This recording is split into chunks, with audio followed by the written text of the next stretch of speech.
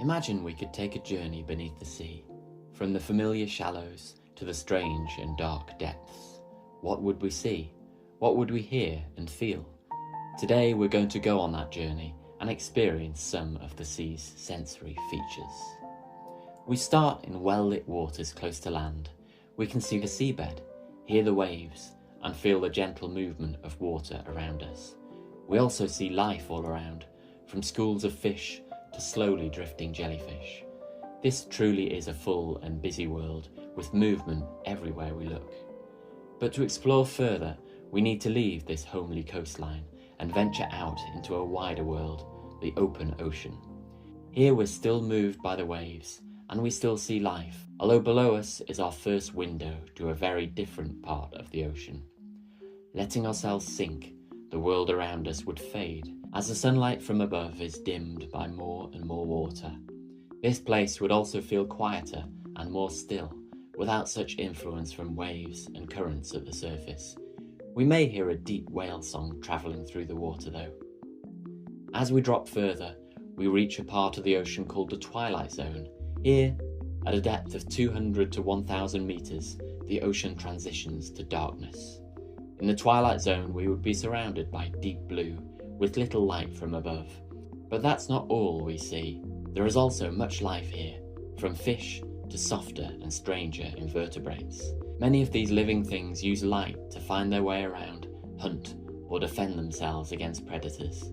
This is called bioluminescence, and it would provide us with quite an impressive show against the surrounding near darkness.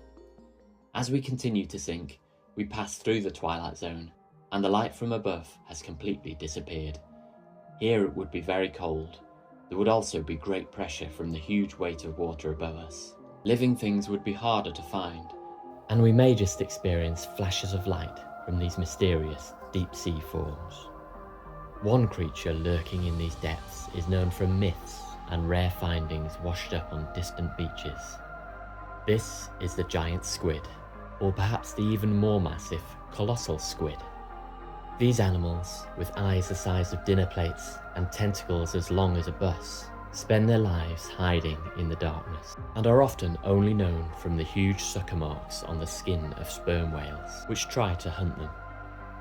On our journey today, we've experienced sensory aspects of an undersea world, including seeing some impressive, unusual, and bizarre animals. But we haven't yet seen the most important of all life forms in the ocean. This has its own sensory appeal, being tiny and yet perfectly formed.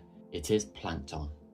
We finish our journey by taking a microscopic look at just a drop of seawater, which can contain countless forms of plankton.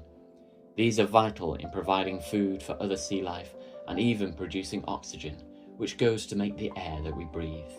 So the sea may seem like a faraway mass of blue to us, but as we've seen, it teems with life, light, and colour.